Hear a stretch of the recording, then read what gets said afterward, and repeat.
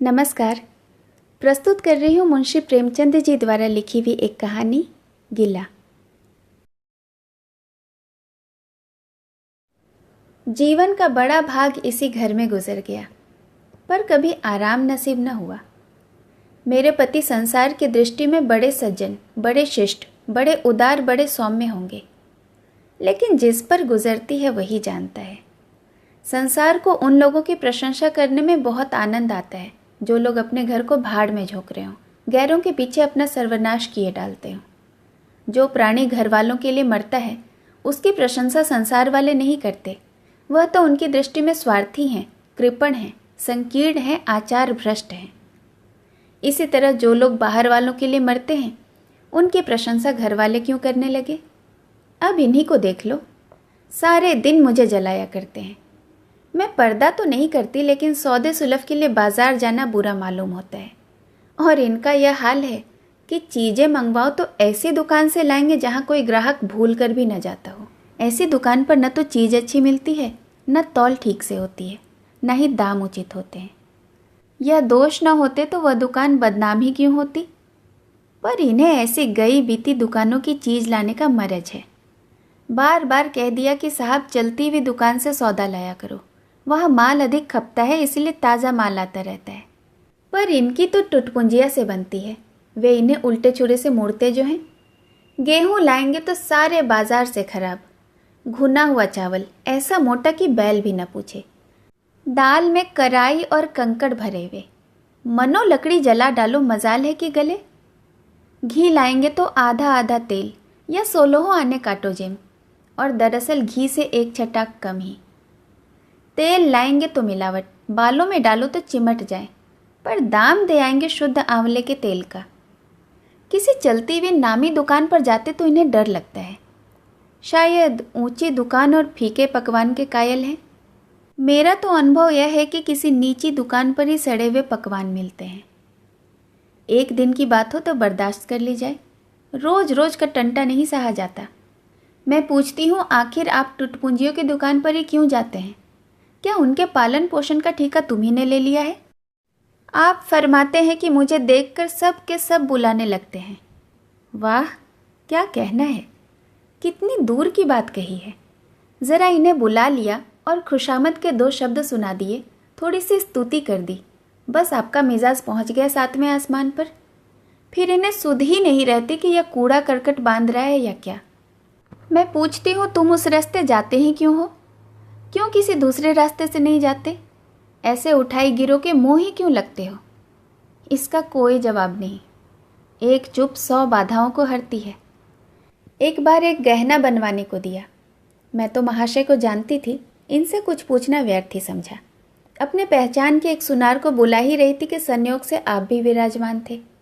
बोले, यह संप्रदाय विश्वास के योग्य नहीं है, धोखा खाओगी। मैं एक सुनार को जानता हूँ, मेरे साथ ही पढ़ा हुआ है, बरसों साथ साथ खेले हैं, वह मेरे साथ चालबाजी नहीं कर सकता। मैंने भी समझा जब इनका मित्र है और वह भी बचपन का, तो कहाँ तक दोस्ती का हक न निभाएगा। सोने का एक आभूषण और 100 रुपये इनके हवाले कर दिए। इस भले मानुष ने वह आभूषण और रुपया न जाने किस बेईमान को दे दिए कि बरसों के झंझट के बाद जब चीज़ बनकर आई तो 8 आने तांबा, और इतनी भद्दी की देखकर घिन लगती थी। बरसों की अभिलाषा धूल में मिल गई। रो पीट कर बैठ रही। ऐसे वफादार तो इनके मित्र हैं जिन्हें मित्र की गर्दन पर छुरी फेरने में भी संकोच नहीं।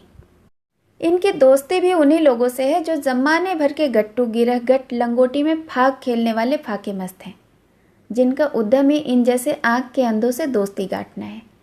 नित्य ही एक न एक महाशय उधार मांगने के लिए सिर पर सवार रहते हैं और बिना लिए गला नहीं छोड़ते। मगर ऐसा कभी नहीं हुआ कि किसी ने रुपए चुकाए भी हों। आदमी एक बार खोकर सीखता है, 2 बार खोकर सीखता है, परंतु यह भले मानस 1000 बार खोकर भी नहीं सीखते।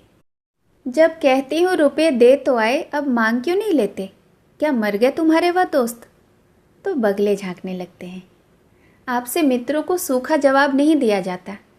खैर, सूखा जवाब न दो, मैं भी नहीं कहती कि दोस्तों से बेमुरवती करो, मगर चिकनी चुपड़ी बातें तो बना सकते हो, बहाने तो कर ही सकते हो। किसी मित्र ने रुपये मांग लिए और इनके सिर पर बोझ पड़ गया। बेचारे को कैसे इनकार करें? आखिर लोग न जान जाएंगे कि यह महाशय भी खोखली है। इनकी ख्वाहिश ही यही है कि दुनिया इन्हें संपन्न समझती रहे, चाहे मेरे गहने ही गिरवी क्यों न रखने पड़े। सच कहती हूँ, कभी कभी तो एक एक पैसे की तंगी हो जाती है और इन भले मानुस को रुपये जैसे घर में काटते हैं। जब तक रुपये के वारे न्यारे न कर ले इन्हें चैन नहीं आता। इनके करतूत कहाँ तक गिनाऊं, मेरी तो नाक में दम आ गया है। एक न एक मेहमान रोज यमराज की भांति सिर पर सवार रहते हैं। न जाने कहाँ के बेफिक्रे मित्र हैं इनके। कोई कहीं से आकर मरता है तो कोई कहीं से आकर। घर क्या है, अजी अपाहिजों का अड्डा है। ज़रा सा तो घर है, मुश्किल से 2 पलंग, ओढ़ना बिछौना भी फालतू नहीं है। मगर आप हैं कि मित्रों को निमंत्रण देने को तैयार। आप तो अतिथि के साथ लेटेंगे, इसीलिए इन्हें चारपाई भी चाहिए, ओढ़ना बिछौना भी चाहिए, नहीं तो घर का पर्दा खुल जाए। जाता है तो मेरे बच्चों के सिर। गर्मी में तो कोई मुज़ायका नहीं है, लेकिन जाड़ों में तो ईश्वर ही याद आ जाते हैं। गर्मियों में भी कभी कभी खुली छत पर मेहमानों का अधिकार हो जाता है। अब मैं बच्चों को लेकर पिंजड़े में पड़ी फड़फड़ाया करूं? इन्हें इतनी भी समझ नहीं कि घर की जब यह दशा है तो ऐसे मेहमान को क्यों बुलाएं जिनके पास कपड़े लत्ते तक नहीं हैं। ईश्वर की दया से इनके सभी मित्र इसी श्रेणी के हैं। एक भी ऐसा माई का लाल नहीं जो समय पड़ने पर ढेले से भी इनकी मदद कर सके। 2-1 बार महाशय को इसका अति कटु अनुभव भी हो चुका है, मगर इस जड़ भगत ने आंखें न खोलने की जैसे कसम सी खा ली है। ऐसे ही दरिद्र भट्टाचार्यों से इनकी पटती है। शहर में कितने ही लक्ष्मी के पुत्र हैं, पर आपका किसी से परिचय नहीं। उनके पास जाते तो इनकी आत्मा दुखती है। दोस्ती ऐसों से गांठेंगे जिनके घर में खाने का ठिकाना भी नहीं। एक बार हमारा कहार घर छोड़कर चला गया और कई दिनों तक कोई दूसरा कहार न मिला। किसी चतुर और कुशल कहार की तलाश में थी, किंतु आपको जल्द से जल्द कोई आदमी रख लेने की धुन सवार हो गई। घर के सारे काम पूर्ववत चल ही रहे थे, पर आपको मालूम हो रहा था कि जैसे गाड़ी रुक गई है। मेरा जूठे बर्तन मांजना और अपना साग भाजी के लिए बाहर जाना इनके लिए असहाय हो उठा। एक दिन जाने कहाँ से एक बांगड़ू को पकड़ कर लाए। उसकी सूरत ही कह देती थी कि यह कोई जंगली है, मगर आपने उसका ऐसा बखान किया कि क्या कहूँ। बड़ा होशियार है, बड़ा आज्ञाकारी, पल्ले सिरे का मेहनती, गजब का सलीकेदार और बहुत ही ईमानदार। खैर, मैंने उसे रख लिया। मैं बार बार क्यों इनकी बातों में आ जाती हूँ, इसका मुझे स्वयं आश्चर्य होता है। यह आदमी केवल रूप से आदमी था, आदमियत के और कोई लक्षण उसमें न थे। किसी काम की तमीज़ नहीं। बेईमान न था, पर गधा अव्वल दर्जे का था। बेईमान होता तो कम से कम इतनी तस्कीन तो होती कि खुद खा जाता। अभागा दुकानदारों के हाथों लुट जाता था। 10 तक की गिनती उसे न आती थी। 1 रुपया देकर बाजार भेजूं तो संध्या तक हिसाब न समझा सके। क्रोध पी पी कर रह जाती थी। रक्त खौलने लगता था कि दुष्ट के कान पकड़कर उखाड़ लूं। मगर इन महाशय को उससे कभी कुछ कहते न देखा। डांटना तो दूर की बात है। आप नहा धोकर धोती छाट रहे हैं और वह दूर बैठा तमाशा देख रहा है। मैं तो बच्चे का खून पी जाती, लेकिन इन्हें ज़रा भी गम नहीं। जब मेरे डांटने पर धोती छाटने जाता भी तो उसे समीप न आने देते। बस उसके दोषों को गुण बनाकर दिखाया करते, और इस प्रयास में सफल न होते तो दोषों पर पर्दा डाल देते। मूर्ख को झाड़ू तक लगाने की तमीज़ न थी। मर्दाना कमरा ही तो सारे घर में एक ढंग का कमरा होता है। उसमें झाड़ू लगाता तो इधर की चीज़ उधर, ऊपर की चीज़ नीचे, मानो भूकंप आ गया हो। और गर्द का यह हाल कि सांस लेना कठिन। पर आप शांतिपूर्वक कमरे में बैठे हैं जैसे कोई बात ही नहीं हुई। एक दिन मैंने उसे खूब डांटा कि कल से ठीक ठीक झाड़ू न लगाई तो कान पकड़कर घर से निकाल दूंगी। सवेरे सोकर उठी तो देखती हूँ कि कमरे में झाड़ू लगी हुई है और हर एक चीज़ करीने से रखी हुई है। गर्द गुबार का नाम तक नहीं। मैं चकित होकर देखने लगी तो आप हंसकर बोले, देखती क्या हो, आज घूरे ने बड़े सवेरे उठकर झाड़ू लगाई है। मैंने समझा दिया है, तुम ढंग से तो बताती नहीं, उल्टे डांटने लगती हो। मैंने समझा खैर, दुष्ट ने कम से कम काम तो सलीके से किया। अब रोज सवेरे कमरा साफ सुथरा मिलता। घूरे मेरी दृष्टि में विश्वसनीय बनने लगा। संयोग की बात कि एक दिन मैं ज़रा अपने समय से और भी पहले उठ गई और कमरे में आई तो देखती हूँ कि घूरे द्वार पर खड़ा है और आप तन मन से कमरे में झाड़ू लगा रहे हैं। मेरी आंखों में खून उतर आया। उनके हाथ से झाड़ू छीनकर घूरे के सिर पर जमा दी। हरामखोर को उसी दम निकाल बाहर किया। आप फरमाने लगे कि उसका महीना तो चुका दो। वाह री समझ, एक तो काम न करे, ऊपर से आंखें दिखाए, ऊपर से पूरी मजूरी भी चुका दूं। मैंने एक कौड़ी भी न दी। एक कुर्ता दिया था वह भी छीन लिया। पर इस पर जड़ भरत महाशय मुझसे बहुत दिनों तक रूठे रहे। घर छोड़कर भागे जाते थे, बड़ी मुश्किलों से रुके। ऐसे भोंदू भी संसार में भरे पड़े हैं। मैं न होती तो शायद अब तक इन्हें बाजार में किसी ने बेच दिया होता था। एक दिन मेहतर ने उतारे कपड़ों का सवाल किया। इस बेकारी के ज़माने में फालतू कपड़े तो शायद पुलिस वालों या रईसों के घर में हो। मेरे घर तो ज़रूरी कपड़े भी काफ़ी नहीं। आपका वस्त्रालय एक बक्ची में आ जाएगा जो डाक के पार्सल से कहीं भेजा जा सकता है। फिर इस साल जाड़ों के कपड़े बनवाने की नौबत ही ना आने पाई। पैसे ही नज़र ना आते थे, कपड़े कहाँ से बनेंगे। मैंने मेहतर को साफ जवाब दे दिया। कड़ाके का जाड़ा पड़ रहा था, इसका अनुभव मुझे कम न था। गरीबों पर क्या बीत रही है इसका भी मुझे ज्ञान था। लेकिन मेरे या आपके पास खेद के सिवाय इसका और इलाज ही क्या है। जब तक समाज का यह संगठन रहेगा ऐसी शिकायतें पैदा होती ही रहेंगी। जब एक एक अमीर और रईस के पास एक एक मालगाड़ी कपड़ों से भरी पड़ी है, तब फिर निर्धनों को क्यों न नग्नता का कष्ट उठाना पड़े। खैर, मैंने तो मेहतर को जवाब दे दिया, पर आपने क्या किया? अपना कोट उठाकर उसे भेंट कर दिया। मेरी देह में आग लग गई। इतनी दानशील भी नहीं हूं कि दूसरों को खिलाकर आप सो रहूं। देवता के पास यही एक कोट था। आपको इसकी ज़रा भी चिंता न हुई कि आप पहनेंगे क्या। यश के लोभ ने जैसे बुद्धि ही हर ली। मेहतर ने सलाम किया, दुआएं दी और अपनी राह ली। आप कई दिनों तक सर्दी से ठिठुरते रहे। प्रातःकाल घूमने जाया करते थे, वह बंद हो गया। ईश्वर ने इन्हें हृदय भी विचित्र प्रकार का दिया है। फटे पुराने कपड़े पहनते आपको ज़रा भी संकोच नहीं होता। मैं तो मारे लाज के गड़ जाती हूँ, पर आपको ज़रा भी फिक्र नहीं। कोई हंसता है तो हंसे आपकी बला से।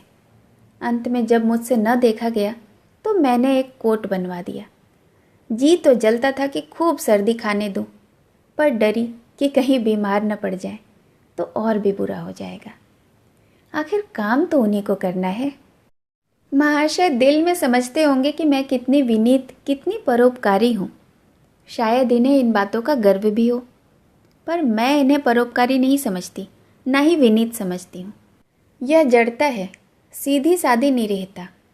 जिस मेहतर को आपने अपना कोट दिया उसे मैंने कई बार रात को शराब के नशे में मस्त झूमता देखा और आपको भी दिखा दिया।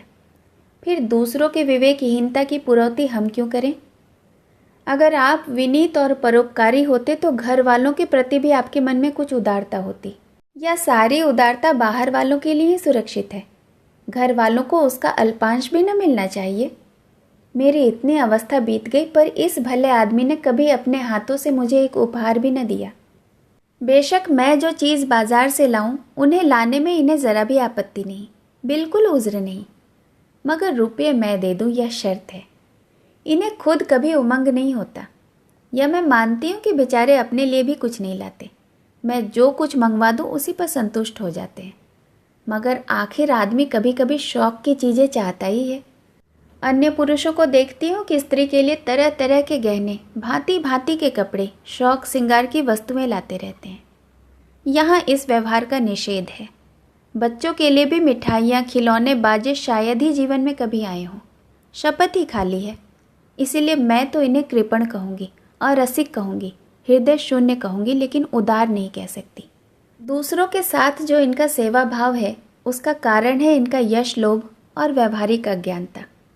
आपके विनय का यह हाल है कि जिस दफ्तर में आप नौकर हैं उसके किसी अधिकारी से आपका मेल जोल नहीं है। अफसरों को सलाम करना तो इनकी नीति के विरुद्ध है। नज़र या डाली तो दूर की बात है, और तो और कभी किसी अफसर के घर भी नहीं जाते। इसका खामियाजा आप न उठाएं तो कौन उठाए? औरों को रियायती छुट्टियां मिलती है, आपका वेतन कटता है। औरों की तरक्कियां होती है, आपको कोई पूछता भी नहीं। हाजिरी में 5 मिनट की भी देर हो जाए तो जवाब पूछा जाता है। बेचारे जी तोड़कर काम करते हैं, कोई कठिन काम आ जाता है तो इन्हीं के सर मढ़ दिया जाता है। इन्हें ज़रा भी आपत्ति नहीं होती। दफ्तर में इन्हें घिस्सू पिस्सू आदि की उपाधियाँ मिली हुई हैं। मगर पड़ाव कितना ही बड़ा क्यों न मारे, इनके भाग्य में वही सूखी घास ही लिखी है। यह विनय नहीं है, स्वाधीन मनोवृत्ति भी नहीं है। मैं तो इसे समय चातुरी का अभाव कहती हूँ, व्यावहारिक ज्ञान की क्षति कहती हूँ। आखिर कोई अफसर आपसे क्यों प्रसन्न हो? इसीलिए कि आप बड़े मेहनती हैं। दुनिया का काम मुरव्वत और रवादारी से चलता है। अगर हम किसी से खींचे रहे तो कोई कारण नहीं कि वह भी हमसे खींचा न रहे। फिर भी जब मन में क्षोभ होता है तो वह दफ्तरी व्यवहारों में प्रकट हो ही जाता है। जो मातहत अफसर को प्रसन्न रखने की चेष्टा करता है, जिसकी जात से अफसर का कोई व्यक्तिगत उपकार होता है, जिस पर वह विश्वास कर सकता है, उसका लिहाज वह स्वभावतः करता ही है। ऐसे सिरागियों से क्यों किसी को सहानुभूति होने लगी?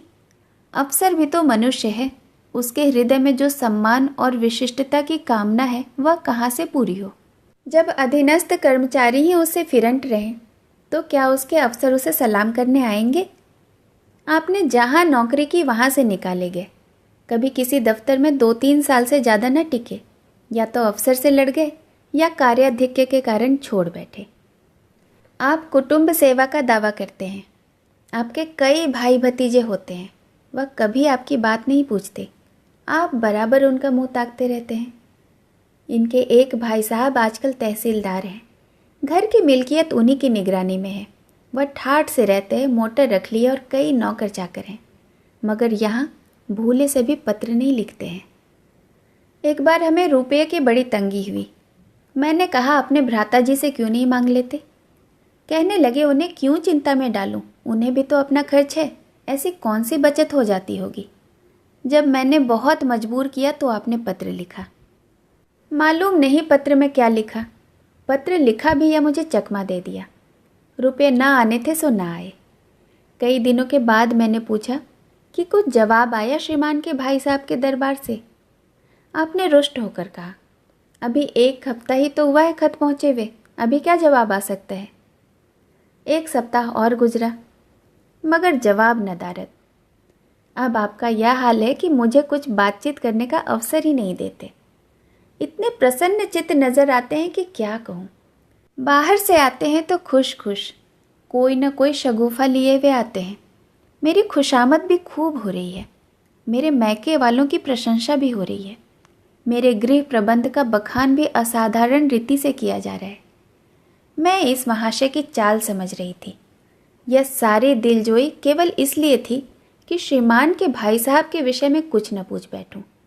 सारे राजनीतिक, आर्थिक, सामाजिक, आचारिक प्रश्नों की व्याख्या मुझसे की जाती थी, इतने विस्तार से कि विशेषज्ञ भी लोहा मान जाएं, केवल इसीलिए कि मुझे वह प्रसंग उठाने का अवसर न मिले। लेकिन मैं भला कब चूकने वाली थी? जब पूरे 2 सप्ताह गुजर गए और बीमे के रुपए भेजने की तिथि मौत की तरह सिर पर सवार हो गई, तब मैंने पूछा, तुम्हारे भाई साहब ने श्रीमुख से कुछ फरमाया या पत्र अभी तक नहीं पहुंचा?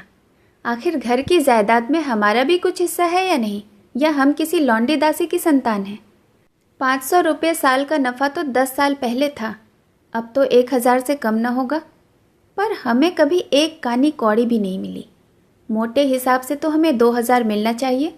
2000 ना हो, 1000 हो, चलो 500 हो, 250 हो, चलो कुछ ना हो, लेकिन बीमा के प्रीमियम तो भर सके।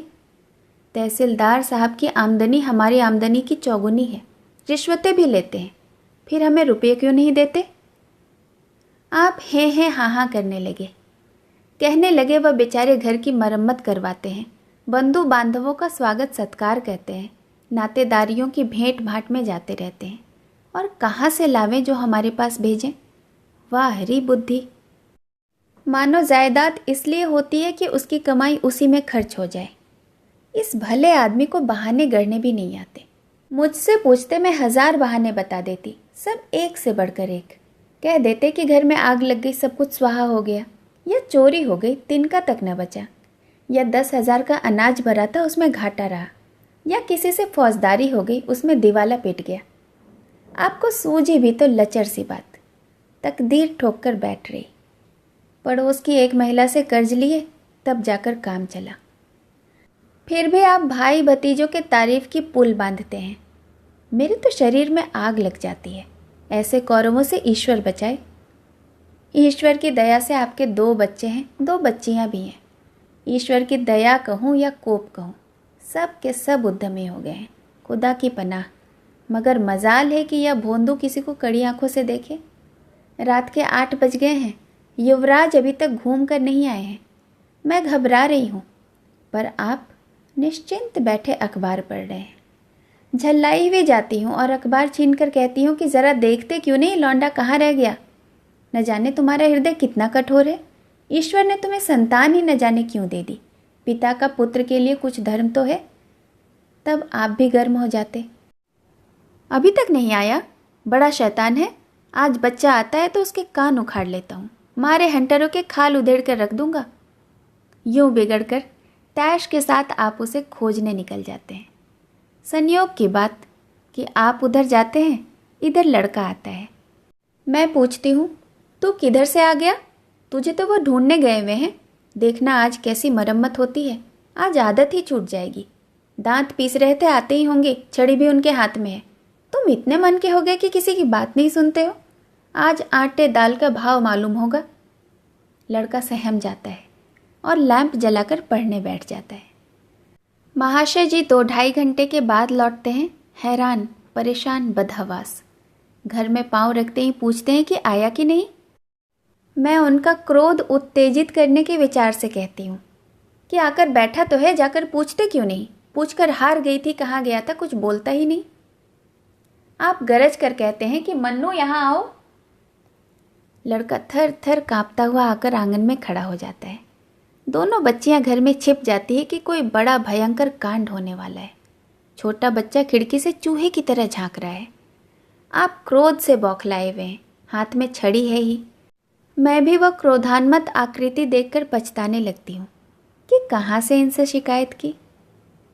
आप लड़के के पास जाते हैं, मगर छड़ी जमाने के बदले आहिस्ते से उसके कंधों पर हाथ रखकर बनावटी क्रोध से कहते हैं, तुम कहाँ चले गए थे जी?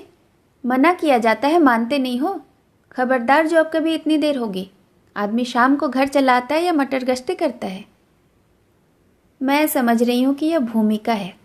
विषय तो अब आएगा। भूमिका तो बुरी नहीं है, लेकिन यहाँ तो भूमिका पर ही इति हो जाती है। बस आपका क्रोध शांत हो गया, बिल्कुल जैसे घटाएं घेर घार कर आई, काले बादल छाए, गड़गड़ाहट हुई और गिरी क्या 4 बूंदें। लड़का अपने कमरे में चला जाता है और शायद खुशी से नाचने लगता है। मैं पराभूत होकर कहती हूँ, तुम तो जैसे डर ही गए। 2-4 तमाचे तो लगा दिए होते। इसी तरह तो लड़के शेर हो जाते हैं। आप फरमाते हैं, तुमने सुना नहीं मैंने कितने जोर से डांटा? बच्चे की जान ही निकल गई होती। देख लेना जो फिर कभी देर से आए। तुमने डांटा तो नहीं, हाँ आंसू पोंछ दिए। तुमने मेरी डांट नहीं सुनी? क्या कहना आपकी डांट का, लोगों के कान बहरे हो गए। लाओ मैं तुम्हारा गला सहला दूं। आपने एक नया सिद्धांत निकाला है कि दंड देने से लड़के खराब हो जाते हैं। आपके विचार से लड़कों को आज़ाद रहना चाहिए। उन पर किसी तरह का बंधन, शासन या दबाव नहीं होना चाहिए। आपके मत से शासन बालकों के मानसिक विकास में बाधक होता है। इसी का यह फल है कि लड़के बेनकेल के ऊंट बने हुए हैं। कोई 1 मिनट भी किताब खोलकर नहीं बैठता। कभी गुल्ली डंडा, कभी गोलियां, कभी कनकौवे। श्रीमान भी लड़कों के साथ खेलते हैं। 40 साल की उम्र और लड़कपन इतना। मेरे पिताजी के सामने मजाल थी कि कोई लड़का कनकौवा उड़ा ले या गुल्ली डंडा खेल सके।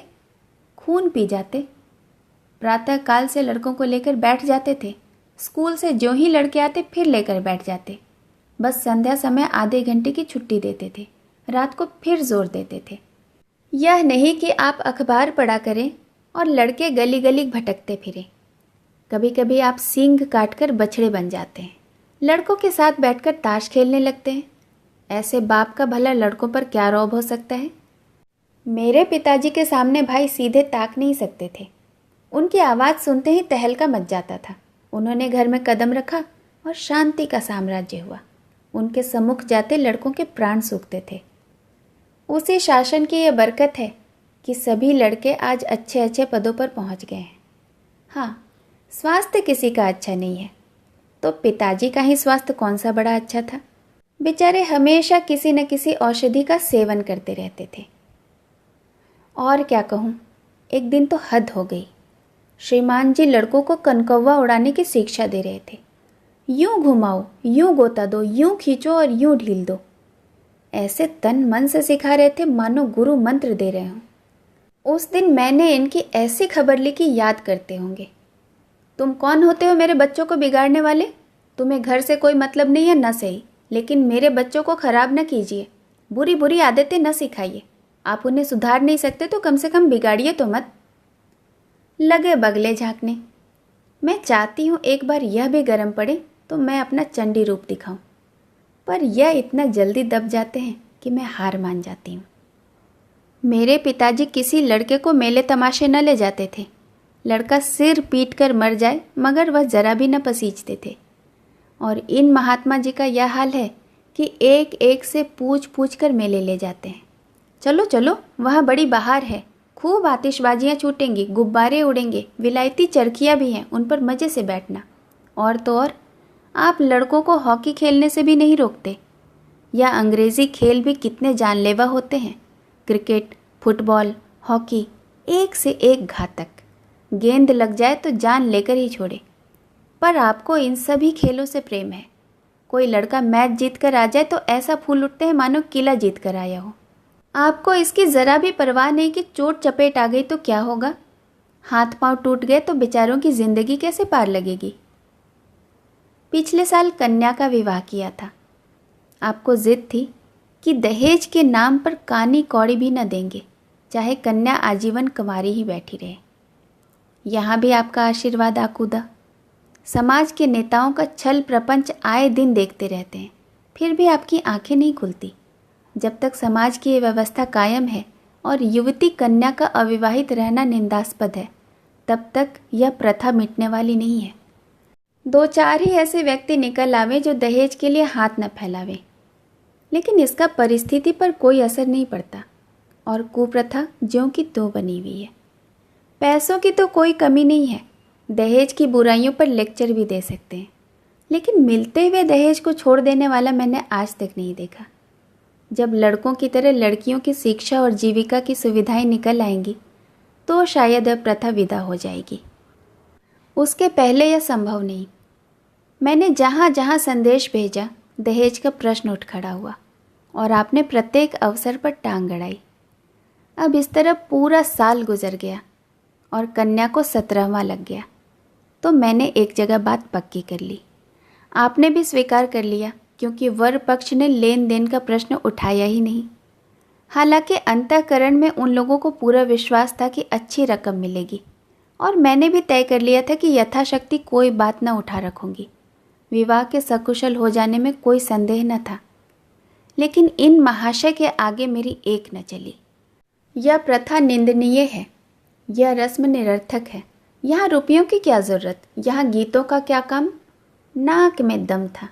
यह क्यों वह क्यों, यह तो साफ दहेज है। तुमने मेरे मुंह पर कालिख लगा दी, मेरी आबरू मिटा दी। ज़रा सोचिए इस परिस्थिति को कि द्वार पर बारात खड़ी है और यहाँ पर शास्त्रार्थ हो रहा है। विवाह का मुहूर्त आधी रात के बाद था। प्रथानुसार मैंने व्रत रखा था, किंतु आपकी टेक थी कि व्रत की कोई ज़रूरत नहीं है। जब लड़के के माता पिता व्रत नहीं रखते, जब लड़का तक व्रत नहीं रखता, तो कन्या पक्ष वाले ही क्यों व्रत रखें। मैं और सारा खानदान मना करता रहा, लेकिन आपने नाश्ता किया, भोजन किया। खैर, कन्यादान का मुहूर्त आया। आप सदैव से इस प्रथा के विरोधी रहे हैं। आप इसे निषिद्ध समझते हैं। कन्या क्या दान की वस्तु है? दान रुपए पैसे जमीन जायदाद का हो सकता है, पशु दान भी हो सकता है, लेकिन लड़की का दान एक लचर सी बात है। कितना समझाती हूँ कि पुरानी प्रथा है, वेद काल से होती चली आती है, शास्त्रों में इसकी व्यवस्था है, संबंधी समझा रहे हैं, पंडित समझा रहे हैं, पर आप हैं कि कान पर जूं तक नहीं रेंगती। हाथ जोड़ती हूँ, पैर पड़ती हूँ, गिड़गिड़ाती हूँ, लेकिन मंडप के नीचे न गए। और मज़ा यह कि आपने ही तो यह अनर्थ किया और आप ही मुझसे रूठ गए। विवाह के पश्चात महीनों तक बोलचाल न रही, झक मारकर मुझी को मनाना पड़ा। किंतु सबसे बड़ी विडंबना यह है कि इन सारे दुर्गुणों के होते हुए भी मैं इनसे एक दिन भी पृथक नहीं रह सकती, एक क्षण का वियोग नहीं सह सकती। इन सारे दोषों पर भी मुझे इनसे प्रगाढ़ प्रेम है। इनमें यह कौन सा गुण है जिस पर मैं मुग्ध होती हूँ, मैं खुद नहीं जानती, पर इनमें कोई तो ऐसी बात है जो मुझे इनकी चेरी बनाए हुए है। वह ज़रा मामूली सी देर में भी घर आते हैं तो प्राण नसों में समा जाते हैं। आज यदि विधाता इनके बदले में मुझे कोई विद्या या बुद्धि का पुतला, रूप या धन का देवता भी दे तो मैं उसकी ओर आंखें उठाकर न देखूं। यह धर्म की बेड़ी नहीं है, कदापि नहीं। प्रथागत पतिव्रत भी नहीं, बल्कि हम दोनों की प्रकृति में कुछ ऐसी क्षमताएं, कुछ ऐसी व्यवस्थाएं उत्पन्न हो गई हैं मानो किसी मशीन के कलपुर्जे घिस घिसाकर पिट गए हों और एक पुर्जे की जगह दूसरा पुर्जा काम न दे सके, चाहे वह पहले से कितना ही सुडौल, नया और सुदृढ़ क्यों न हो। जाने हुए रास्ते से हम निशंक आंखें बंद किए हुए जाते हैं। उसके ऊंच नीच, मोड़ और घुमाव सब हमारी आंखों में समाये हुए हैं। अनजान रास्ते पर चलना कितना कष्टप्रद होगा। शायद आज मैं इनके दोषों को गुणों से बदलने पर भी तैयार न होंगी। कहानी सुनने के लिए बहुत बहुत धन्यवाद।